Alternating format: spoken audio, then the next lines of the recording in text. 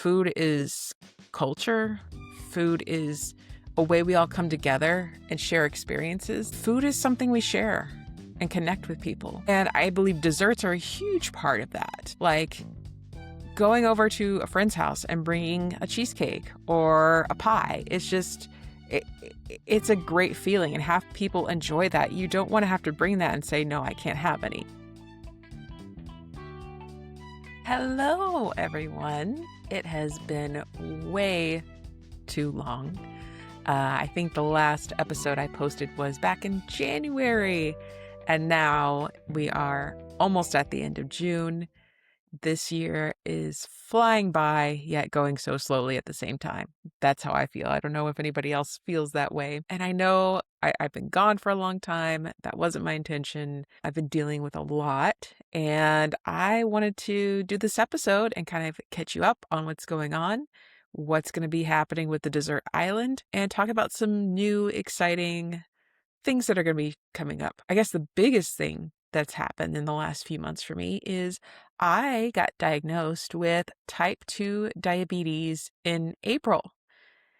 And it was a little bit surprising, to say the least. I went to the doctor for something else. They did some blood work, and that blood work showed that my fasting blood sugar was too high and my A1C was in the type 2 diabetes range. And then I had like a month of like a doctor visit every week. I went in for like my annual physical and just had like a long conversation about diabetes management. I had to start a new diet, do these really big lifestyle changes because so I was surprised. Even though I have a dessert blog and I make lots of desserts, I don't actually eat a lot of desserts. Like I eat them to test them, and I might have like an extra slice, but I'm not consuming desserts all of the time.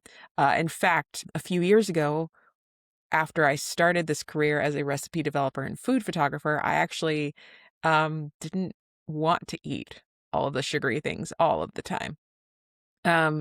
So I haven't been a big sweets person for a while.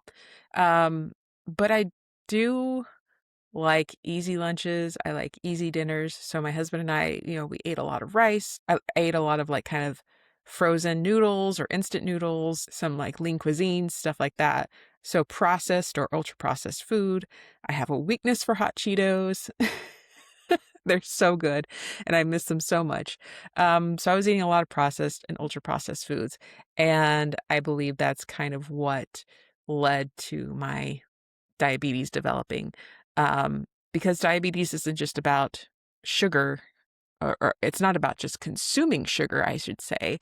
It's about consuming simple carbs and processed foods that turn into glucose in your bloodstream. I've learned a lot about diabetes in the last few months. And for those of you who may or may not know what type 2 diabetes is when you have too much glucose or blood sugar going through your bloodstream, and the insulin that your pancreas is producing cannot keep up with that. So insulin is a hormone that your pancreas creates, and that will grab onto any glucose in your bloodstream.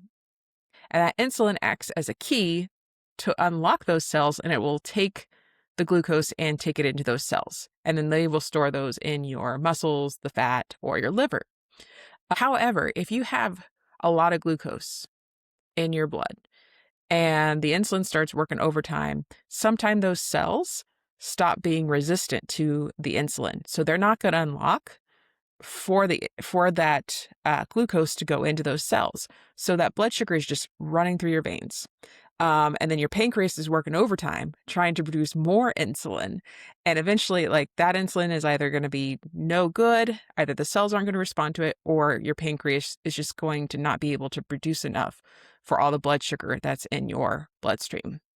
And then if that glucose is just going through the blood and running through your body, it's going to do a lot of damage. So it can mess up blood vessels. It can mess up your retinas. It can cause neuropathy in your legs and even your arms and hands, which means it's going to mess with those nerves. It can mess with your kidneys. It can just do a lot of damage. And after I found out I was diabetic, they did do like a urine sample, and it turns out I do have early stage chronic kidney disease too. So that's already done some damage to my kidneys, but it's very early on, so I'm not too worried about that. The doctors aren't too worried about that. So that's kind of what's happening. And if you were curious, so type 1 diabetes, people are usually diagnosed in childhood with type 1 diabetes. That's where your body's just not producing any insulin, like at all. And you usually have to take insulin shots or have like an insulin pump, and you have to monitor your blood sugar much closer. I do have to monitor my blood sugar, but not as often. Only if I feel like sick and I want to make sure like my blood sugar is not too low or too high, or if I ever want to check my fasting blood sugar. So that's kind of diabetes in a very small nutshell. It's actually a very complicated disease. Um, and I've had people ask me since I started talking to people about this, what kind of symptoms I had.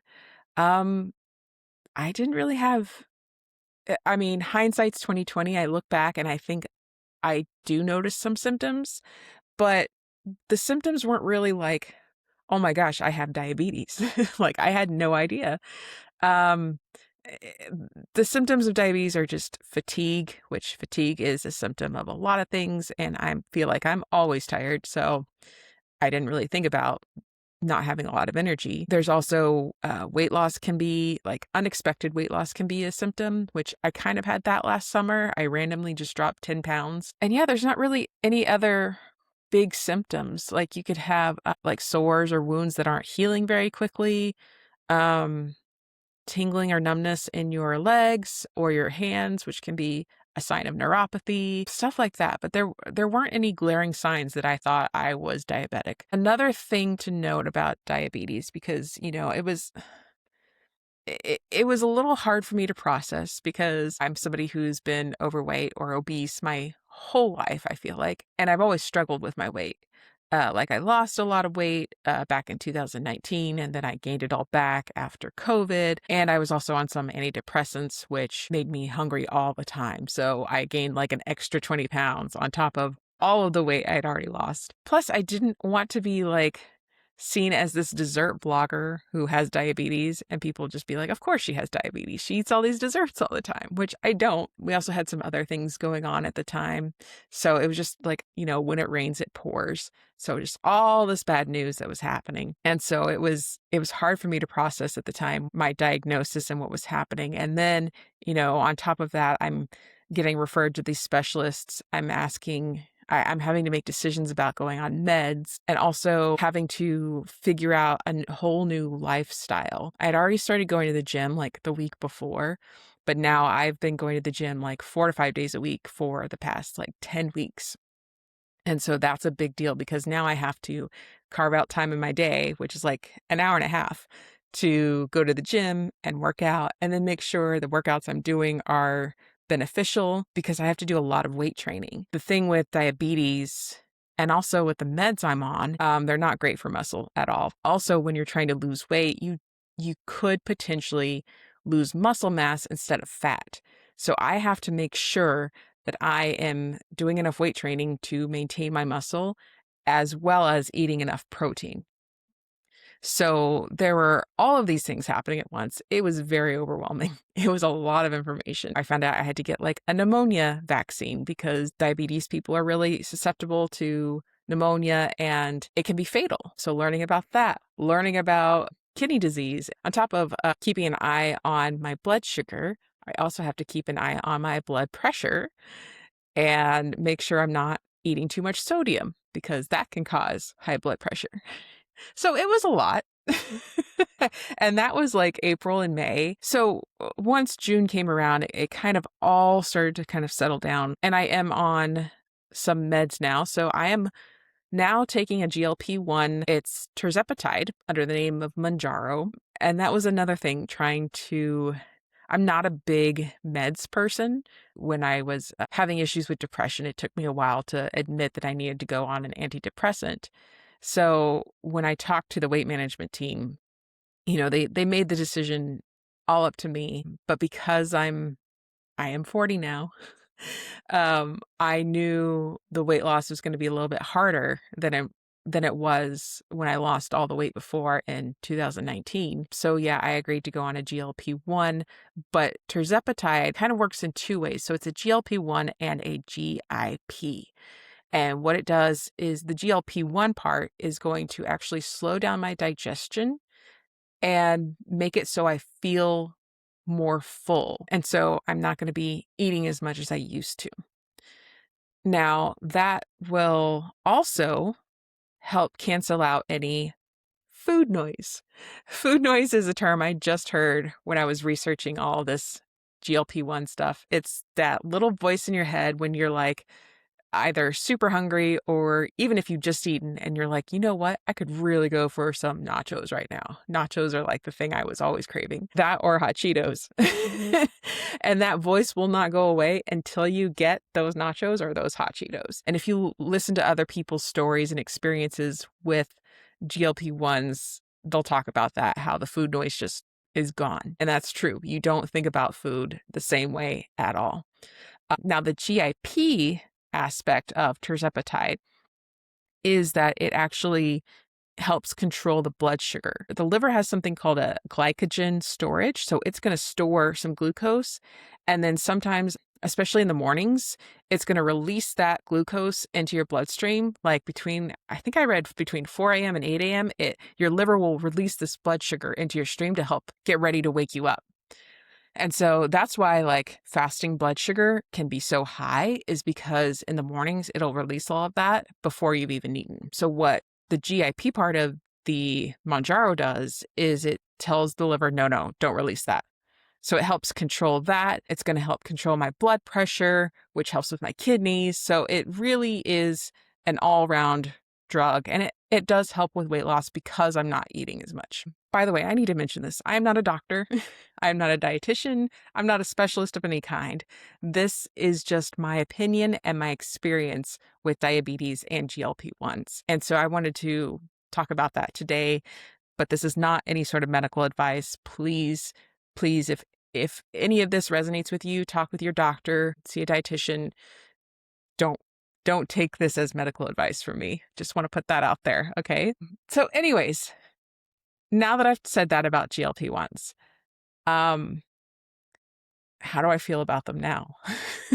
So I've been taking them since May 2nd. So I'm about to start my third month of Mounjaro. So you start off with 2.5 milligrams. That's just to really introduce it to your body. I take them on Friday nights because one of my early symptoms was they made me really tired, and I didn't want any stomach aches during the week while I was trying to work. So I take them Friday nights, so the worst symptoms are hitting me like Sunday, maybe Monday. And then by the end of the week, it kind of wears off until my next shot. So that second weekend, I actually had really bad stomach cramps, and I was really tired the first weekend. The first weekend, I slept for like 12 hours on a Sunday because I was just so exhausted. But since then, like even with my dose increase at the end of May, I increased to 5 milligrams, and that wasn't too bad. And 5 milligrams hasn't been bad at all. And it's actually lasting me longer during the week, which is nice. So it's helping me stay fuller because tirzepatide has a half-life of like, I think 5 days. So it will start to wear off during the week. And by by tomorrow, when I take my shot tomorrow night, I'm going to be super hungry. I'm going to have some food noise. I'm going to have to stop myself from running to Target to get some hot Cheetos. Another thing I noticed is that there are some days where I just cannot eat enough because it is making me feel so full. I'm on a Mediterranean diet, and I'm actually supposed to be getting at least 100 grams of protein every day to help make sure my muscles are staying, they're not wasting away. And protein is really good for helping with weight loss too. That's what the doctor suggested. So I am eating a lot of, like I said, protein, nuts, seeds, and I'm eating lots of dark leafy vegetables. Turns out I love kale.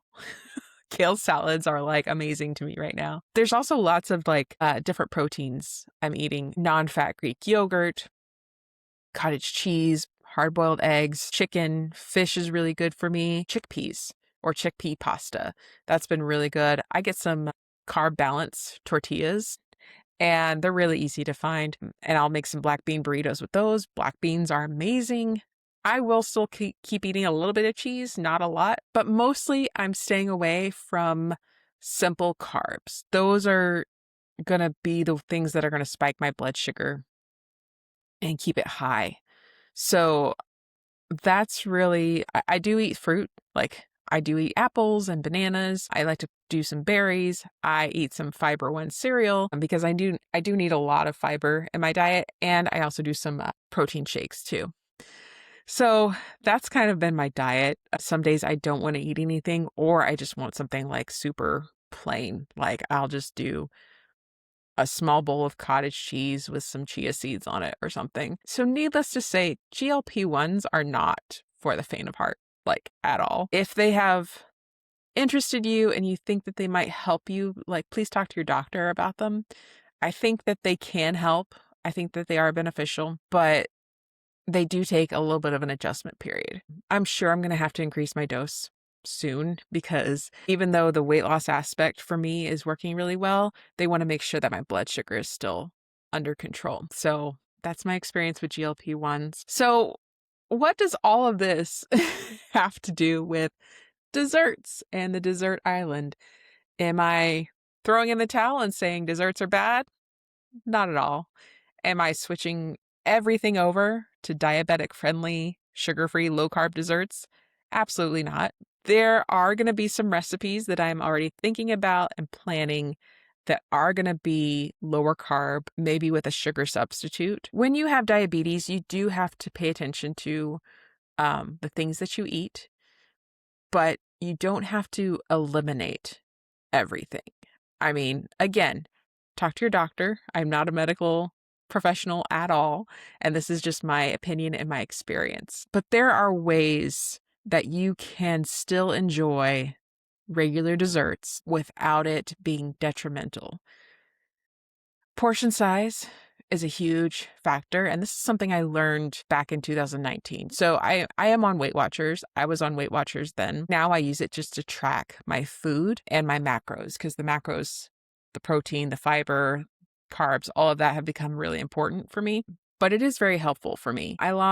So back in 2019, I lost 60 pounds in 6 months. It was really easy for me to use. They have the app. You can track your weight, your water, all of that on there. One thing I learned that I liked about Weight Watchers was it wasn't about giving things up. It was just portion size. Like I could still have ice cream and not feel like, I'm about to gain 20 pounds just from one thing of ice cream. But it was all about portion control or planning my day out even. So if I knew I wanted like ice cream that night, I would adjust things in my breakfast or lunch or dinner so I could have and enjoy that ice cream. Same thing kind of applies for diabetes, but there's like a little bit extra step. One thing my doctor had said, and one thing I learned online, you want to make sure that you are not eating a sugary dessert on an empty stomach, because when you do that, it's just that is going to digest and turn right into glucose and go into your bloodstream, and you're going to see a huge spike in your blood sugar. And that's not good. Instead, you want to make sure that you are eating the high fiber, the good kind of fat, and the protein, and you want that in your stomach. And then you can have the dessert, because all that's going to do is it's going to slow down that digestion of the sugary food. So that sugar isn't going to go straight into your bloodstream. It's going to slow down, Another thing that helps with blood sugar spikes is moving. So I would say about an hour or two after you eat something sugary or something with a lot of carbs, get up and move around. Do some jumping jacks, go for a walk, dance around a little bit. Just get moving, because when you're active and when you're moving and working out, what happens is there's something called a glycogen storage, and that's where your glucose goes first. So your body is going to use up that energy from the glycogen storage first before it goes to the fat or anything else in your body. If you are moving and using up that energy, it's going to bring your blood sugar back down. So if you decide, yes, I want some ice cream, about an hour or two after eating that, go ahead and move around and help keep that blood sugar low. So those are just a couple of things I've kind of learned about. Along with portion size, I also want you to remember to keep these things in moderation. I can't eat dessert like every single day. I can't eat dessert with every single meal. So moderation is key, just like it is with fast food or hot Cheetos or anything like that. I don't ever want to tell people, no, you can't ever have this or this is bad for you. I think we all should be able to enjoy food. Food is culture. Food is a way we all come together and share experiences. Food is something we share and connect with people. And I believe desserts are a huge part of that. Like going over to a friend's house and bringing a cheesecake or a pie. It's just, it's a great feeling, and have people enjoy that. You don't want to have to bring that and say, no, I can't have any. And there are, like, of course, like I said, sugar substitutes, low carb substitutes. The thing I'm running into that I want to kind of get around is I'm developing these like diabetic friendly desserts is these sugar substitutes are so expensive. Like a small, maybe 16-ounce bag of monk fruit sweetener is like $11 compared to a $8 5-pound bag of regular sugar. Costco doesn't sell those sweeteners in bulk, by the way. I've checked. So I think about the pricing aspect of that, because I don't think these desserts should be unattainable, but you shouldn't have to not enjoy these things because of your diabetes. So that's kind of where I'm at. Desserts are not the enemy. They're something to be enjoyed in moderation in small portions. And I think if you do that, combined with having a diet that's 90% full of protein and fiber and kale and spinach and all of those delicious veggies, that you will be able to enjoy a little bit of a dessert every now and then. For example, last week, I hadn't been eating a lot because the GLP-1 was just keeping me full all the time. And one day I was like, you know what? I could use a slice of pizza. I just want a slice of pizza. And so my husband and I went to this place where we can get pizza by the slice. And I had a slice of buffalo chicken pizza. It was spicy and delicious and I loved it. But I just had one slice, and that was just one day in the 9 weeks I have been on this diet. And the scale didn't go up. My blood sugar didn't spike. My heart rate didn't increase. I was fine. So I think if we remember, it's okay to have those moments of indulgence and having that buffalo chicken pizza slice or that slice of cheesecake or hot Cheetos. I must really want some hot Cheetos. I keep talking about them. Like, I'm just saying it's okay. And don't let people judge you for having those things, because it's your diet. As long as you are following your doctor or your dietitian's advice and you're not consuming these things all of the time, you're going to be fine. And as long as you know to move, like I said, I think that's a huge part of controlling blood sugar is just getting out and moving just a little bit, or just staying at your home and moving. Put on your favorite music and do a little dance. That will help lower that blood sugar for you. So I have great things coming up for the blog. I really want to start getting more recipes out. I've got some great things for the fall that I'm going to be working on soon. Some diabetic friendly, some that will need to be eaten in smaller portions. And I've got some other features that I'm working on. I really want to bring a lot to the Dessert Island brand and experience. So keep an eye out for all of that coming soon, hopefully. I'm feeling more energetic. I'm feeling more hopeful for the second half of 2026. There's a lot to do, but we're going to do it, okay? All right. I'll see you guys soon. Before I jump off here, I wanted to share one more thing with you guys. I am going to be doing the Step Out Walk for the American Diabetes Association in October. I've shared a lot about my research into diabetes and how type 2 and type 1 diabetes affect people all over the country. And there's still a lot to be learned. There is no cure. It can go into remission, but People are dealing with these diseases their whole life, and there's a lot to manage, and the research is still continuing on this. I'm going to be in Long Beach on October 3rd, doing that walk with my husband. The link to my fundraiser page is in the description, and I would love any and all support from you guys. All right? Thanks.